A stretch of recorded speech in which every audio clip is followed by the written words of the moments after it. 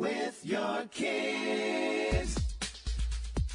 Hola, ni hao, konnichiwa, assalamu alaikum, shalom, mahaba, monimali wanji, namaste,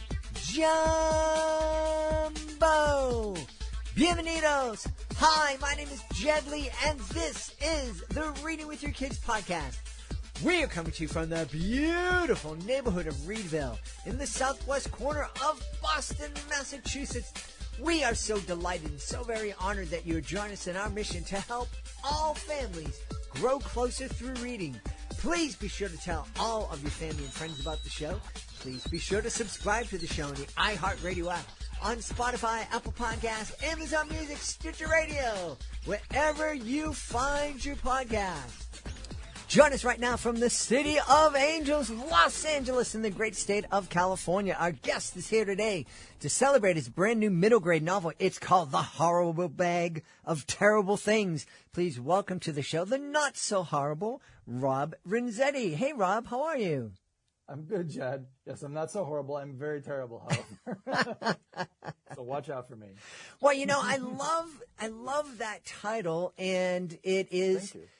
You know, it's like perfect. And I remember it was a long time ago, but when my son was that age where he was reading middle grade novels, he just loved those titles that had those, you know, the kind of the horrible bag of terrible things that's going to come and eat your legs and all that kind of stuff. Kids just kind of really eat that up. I hope so. Hope they eat it up. Hope they're currently eating it up. Yeah. With their eyes. So who is going to be opening up this horrible bag of terrible things? Well, middle graders everywhere, I hope. But in the story, that task falls to Zenith Maelstrom. The horrible bag shows up on his doorstep. He doesn't know from where. He doesn't know from who. He's punished for some shenanigans he pulled, and so he's I can't think of the word. It's not detention. Detention at home. He's grounded. He's grounded. He's grounded. My there Lord, you go. my Lord. Right off the top. I'm failing horribly at this interview.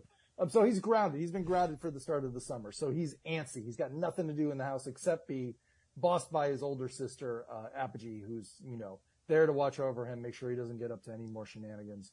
And she's busy playing a game on her phone in the living room. He hears something on the front porch, doesn't even knock, but something, he knows something's there. He opens the door and there's this horrible bag. It's made out of like weird animal skins tied together with this really rough hewn stitching. It just looks crazy and it looks nasty, but he can't help himself because he's a curious kid. So he opens it up to see what's inside. Nothing's inside.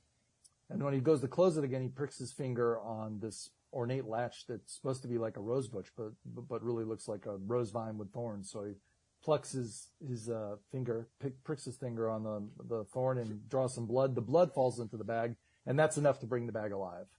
And the bag, something terrible comes out of the bag, the first of many terrible things that he'll encounter. And that terrible thing finds his sister and grabs her and drags her back into the bag. And impossibly, she gets dragged back into the bag somehow. Doesn't make any physical sense, but it makes horror novel sense. He discovers there's a horrible world living inside the horrible bag, a place called GrahBhag, and he has to venture there to try and find his sister and bring her back. Well, that is very noble of him wanting to find his sister instead of just saying, well, she's gone. I can have a great summer. Well, I think he thinks, even if he did think that way, his parents would probably be pretty upset with him. So he's got to try and get her back before his parents come back from work. And he does. Even though they do have a lot of conflict with each other, him and his sister do love each other. And actually, they used to be very close. And it's just been in the last couple of years when she became a teenager that they've kind of grown apart. And Zenith is mostly upset with her because of that, because they used to be kind of thick as thieves, and now they're not so close anymore. And he wonders why that happened, and we explore that in the book as well. Wow.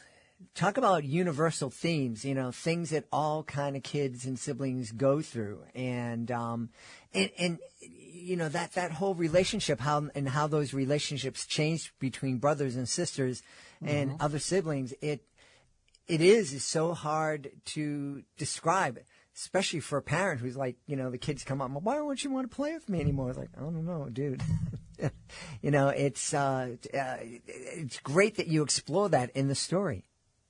Yeah, I mean, I wanted him to have a little bit of skin in the game and have some sort of emotional journey that he goes on as well as the physical journey, because obviously I think that's more interesting. So, though he goes into this crazy, scary, weird, kooky world full of weird, strange creatures and monsters and dangers around every corner.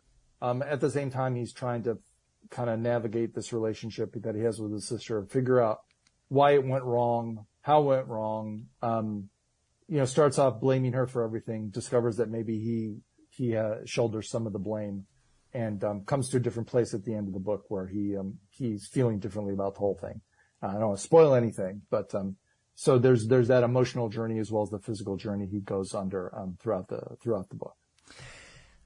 How hard is it to create these monsters that are scary and terrifying, but not too terrifying, because we're talking about middle grade kids and they don't want to get too scared?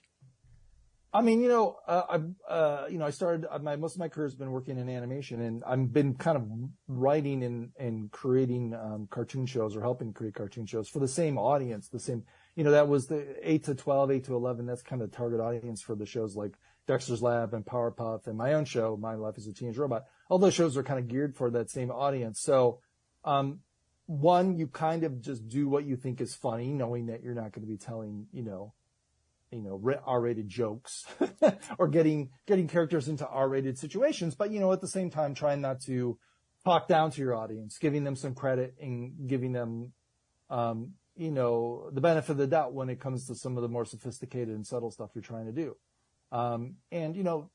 Most of the stuff I've worked on has been relatively successful, to one extent or another. And, so I think my instincts are okay when it comes to that. So when I went to write the book, I just kind of followed the instincts that I've developed over my long career in cartoon, making cartoons for TV.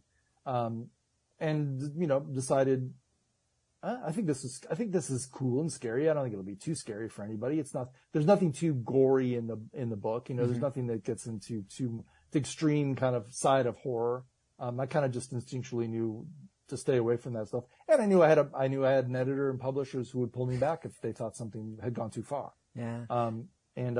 Luckily I think I pretty much hit the target. I didn't have any large notes where it's like, we need to pull back on this. This is too scary. In fact, in the second book that I'm currently writing, they asked me to make it a little scarier. So that's a good thing. So far so good. I'm sure if I go too far one day, they'll let me know. Yeah. What is it about being scared that kids love so much? We were talking about places like Disney World and Universal Studios and roller coasters beforehand. Sure. And it's, kids and even adults, they just love to be terrified in a safe way. Yeah, I mean, I think that last phrase is correct, right? In a safe way. I love to be terrified. I'm a huge horror fan. I love listening to and watching all kinds of horror, and but I started off when I was a really young kid. I was a scaredy cat. I didn't like any of that stuff. I was totally running away from it whenever I had a chance, and it just kind of gradually changed as I got bigger. And I mean, I think I had a relatively I had a pretty good childhood. I had two parents who loved me. I had older brothers who took care of me. For the most part, sometimes they were beating me up if they wanted to watch something different on television, lightly beating me up. But I had a loving family. But even there, scary stuff happened to me, scary stuff out in the world, weird stuff that you encounter. And some kids don't have it that good. Some kids have a very traumatic home life. And, I think shielding kids from scary stuff is pointless, because there's real scary stuff out there in the world that they're going to have to encounter. And I think it's always good for them to encounter in literature, because it speaks to the wide breadth of their own experience. I never understood adults who seem to kind of, I don't know, they go through an amnesia bath or something when they reach, 25 years old, or maybe it's when they become parents themselves. They just forget what it's like to be a kid. And I've been in touch with that my whole life, mostly because I'm that kind of person, also because it's been my job to kind of be in touch with that and be kind of creating stuff for that audience. So I've never really forgotten what it's like to be a kid, the good stuff and the bad stuff, the bullies and everything else that kids encounter, I was horrible at sports when I was a kid. I'm still no good. Not like I got good when I was an adult, but like, all my friends were wanted to play softball and football all the time. And I dreaded that because I knew I was the worst. I was bad and they all knew I was bad. And it was just going to be a bad situation, all the way around. Like nobody wanted me on their team. Whoever got stuck with me, I was sure to drop the fly ball that came to me out in the outfield or miss the tackle or whatever, So, every kid encounters some of these kind of difficult situations. So I think they should be able to, I want there to be literature of all stripes and shades for kids as they kind of navigate through the world they live in. Yeah, absolutely. We've talked a lot here on the podcast about parents who are looking to bubble wrap their kids and prevent them from getting any scrapes or bumps or bruises or have their feelings hurt. And it's such an unrealistic expectation. And I think, as you alluded to, I think it's a disservice because everybody is going to have those bumps and bruises. And a good way for kids to kind of figure out how to deal with a lot of those scary situations is through literature, through the eyes of another character thinking, well, what would I do in this situation? Yeah, I think so. I think that's what adults deal with stuff, right? I love stories. I've loved stories my whole life. I've been telling them in one form or another most of my life. Most nights I'm either listening to a book or reading a book or watching a TV show or watching a movie. Stories are the center of my existence. And, I love seeing them. And, it's not like I don't need to have a lesson thrown at me with every piece of, media that I encounter. And sometimes I find purely escapist stuff fantastic because everybody does, right? But you want a variety of stuff in your diet, I guess, your media diet as you from at any age. But I'm actually not a parent. Maybe I shouldn't even be on this podcast, but here I am telling all the parents how to raise their kids when I have no experience myself. But having been a kid myself, having known other kids, having known what kids are like, I feel like I could speak on this topic a little bit, but of course I have no idea what it's like to actually deal with kids and try and discipline them. I know that's got to be tough, and raising a kid is no easy thing to take on. It's one of the reasons I'm not a parent because I realize how difficult it can be. Well, it is challenging, but thanks to folks like you who are creating media that we can sit down and read with our kids or co-read with our kids or watch on TV with our kids. I created the podcast because I realized that my relationship with my now adult kids was all built when they were babies and when we would read together. And I've said this on the podcast. I was a big horror fan until the day that my son was born. I was in the middle of reading an Anne Rice novel.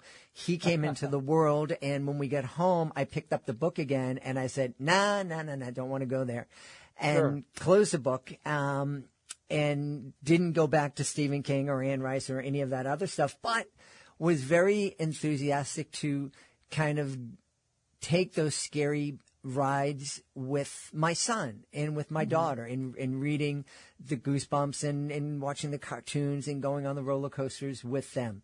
And so that was a lot of fun. And so you might not have a kid, but you've certainly helped parents grow closer to their kids over the years. Oh, I like to think so. Thank you. Thank you very much. I hope so. I had a question, because my kids are adults now, and I haven't really sat down and watched cartoons in a long time. And my beautiful wife and I were having a conversation one day, and I think it was Instagram. The Wile E. Coyote picture of Wile E. came up on my Instagram feed. And I said to my wife, do you think that they could have cartoons like Wile E. Coyote and the original Bugs Bunny where characters are getting blown up and having anvils land on their head these days? And I don't know the answer to that question. I do. Okay. I do know the answer. You know what the answer is? You can have cartoons exactly like that. They actually created a new series of Looney Tune cartoons in the last few years. The man who was my art director on Teenage Robot Man, who's a good friend of mine named Alex Kerwin, is one of the people heading that unit up.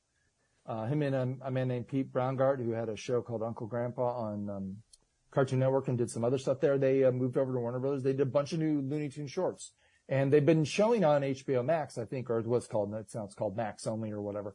And I'm sure you could also buy them on Apple, what do they call it, iTunes now for video? Apple TV. Apple TV, that's it. I mean, they're out there actually, and they're great.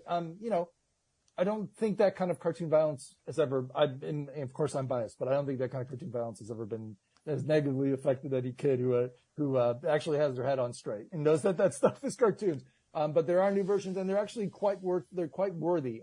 I feel like they're the first new version of those characters, Bugs Bunny, Daffy Duck, all the rest, that really stands up against the original stuff. I've seen a few of them, and the best of them are just as good as the old cartoons. They're really fantastic. Wow. So they are being made. They have just been revived. And they did a bunch of them. I think they're kind of at the end of the run now, but they literally did hundreds of shorts. And I'm sure you can buy a few on Apple TV or whatever way you want to get them, or if you have HBO Max, you can find them there. Wow. But yeah, they did actually make those kind of Bugs Bunny Daffy cartoons. They made exactly that. Excellent. Once again. Excellent. Well, I am a Max subscriber, and I will check well, there that you out. go. Yes, I would definitely check that out. I just finished watching The Sopranos for like the 18th time, I think so. Well, watch a few new Looney Tunes for the first time there. Then The Sopranos for the 19th time. Hey, what is it about this age that you love writing for and creating for? Oh, that's a good question. I do love it, and I don't know if I can write for another age. I've been doing it for so long. I had some adult horror ideas, and maybe I'll get to them someday, but I really do like writing for this age.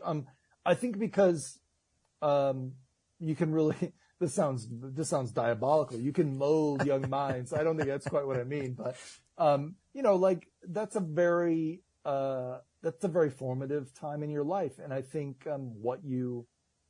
I think it's all people oversell it when they say that, like the media that you consume when you're a kid makes your childhood. I think you make your childhood, and the people around you make your childhood. Your family and your friends make your childhood. But media plays a part. I think we all have these shows that we remember from when we were kids that we're very nostalgic for and will defend to the death, even if when you look back at them as an adult, they're horrible. In the bad sense of the word, not the way I use it. But,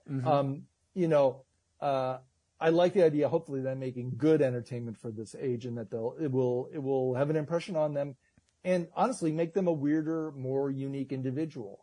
I aspire to make media that makes people stranger than they otherwise would be, because I think the world needs strange people in it. And I mean strange in that I mean unique people that take a different perspective on things, because I think a lot of the problems with the world is everybody looking at things the same way and falling into the same rut and just following the same life pattern because that's what everybody else does, without questioning it and deciding whether you want to get married or whether you want to have kids, and making that an honest question that you actually explore, and then deciding for yourself whether the things that everybody says are your checklist in life, do they need to be on your checklist, or do you have a different checklist that you want to follow? Yeah. And I feel like catching kids at this age, this kind of middle grade into young adult period, is a good time to kind of expose them to stranger things and expose them to weird perspectives and show them that there's different ways of looking at the world. I love that. Being a pretty weird person myself, I think we need all the weird people in the world that we can get. Yes, I agree. Yeah. I also think it's really great if we can help our kids understand that people do look at things from different perspectives, and that's okay, and that we can have civil conversations about our differing opinions without hating each other and, just needing to talk to people on our own team. I think it's really fun talking to folks with different perspectives. I agree. It's a hard thing to manage these days. I think, though, the social media has done a lot that's great for the world, and the way we're interconnected is mostly a positive when we get down to it. There's the negative aspects are that people feel freer to be rude and to be nasty because they can hide behind the distance that your computer gives you from the actual other individual. Yeah.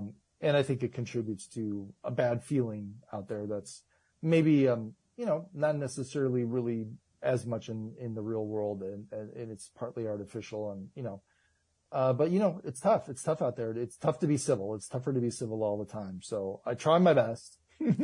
Well, we try and avoid being nasty to people for no good reason. I think it's nice to be good to people and try and be respectful whenever you can be. I agree. And like you said, to reach beyond just people that share your opinion on everything and look at something from a different perspective. Yeah. One of the things that social media has done has just given kids the ability to see their heroes or see the people that are creating their content and maybe get a message to them. If, growing up, there was no way that I would ever have had a chance to hope that Mel Blanc would have, seen something Sure. that I would have written. Of course. With that being said, are there any communications from kids, fans of your work that have reached you that have really kind of stood out and made an impression on you? I can't say that there's one that's stood out to me, but I do, because I'm just now kind of reaching out to them they're reaching out to me through my website. In anticipation of having this book out in the world, I got an author website up and running. It's kind of about my cartoons and my books, and it's just about the stuff I've done in media. It's just Renzetti.com. But there's a page there where it's like, contact me, reach out to me if you like, and ask me a question, or do you want me to appear on a podcast like we're doing now, or whatever. And I've heard from a number of people. Some of them kids, a lot of them adults, people that grew up on the stuff I was doing back in the 90s and the 2000s, a lot of fans of my show. My life as a teenage robot.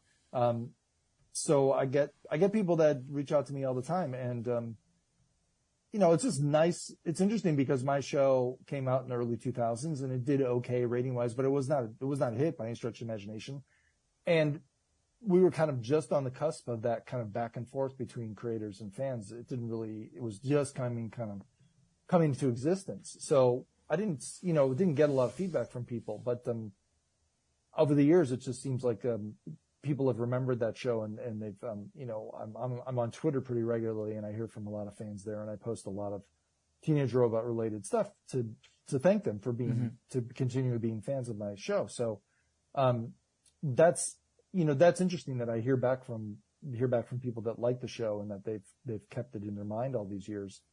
And that's just a result of the world we live in, that we wouldn't have happened, like you said, the idea that we would reach out and, be able to have a conversation with Mel Blanc or anyone else. That was so ridiculous and such a long shot. Now it's something that people take for granted, and that's, it's been great. It's been great. There's not, I can't say there's one that's really stood out to me, but just the experience itself is so kind of new and strange still that it's still interesting and fun for me when that happens. Yeah, that's fantastic. Well, you told us your website address, but we should probably mention it again to make sure people have a chance to get over there and find out more about the Horrible Bag of Terrible Things. Yeah, it's just RobRenzetti.com, RobRenzetti.com. My name. I was able to get my name to grab it. That's awesome. So I don't have.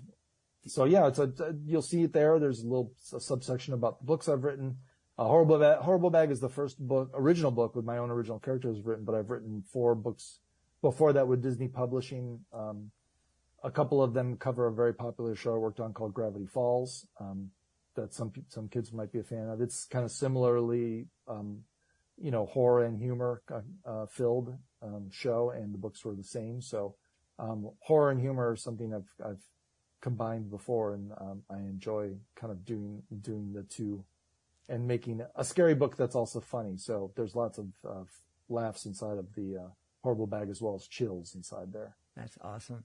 Well, we've had a pretty wonderful time speaking to the author of The Horrible Bag of Terrible Things. Our guest has been Rob Renzetti. Rob, thanks so much for being here.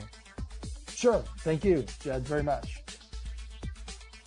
We hope you've enjoyed this episode of the Reading with Your Kids podcast, and will join us for the next exciting episode. If you want to make sure you don't miss a second of the show, please be sure to subscribe to the show on the iHeartRadio app, on Spotify, Amazon Music, Apple Podcasts, Stitch Radio, wherever you get your podcasts. And also be sure to visit readingwithyourkids.com and download your copy of the Reading With Your Kids online magazine. It's free. It's available at readingwithyourkids.com. Just click on our blog.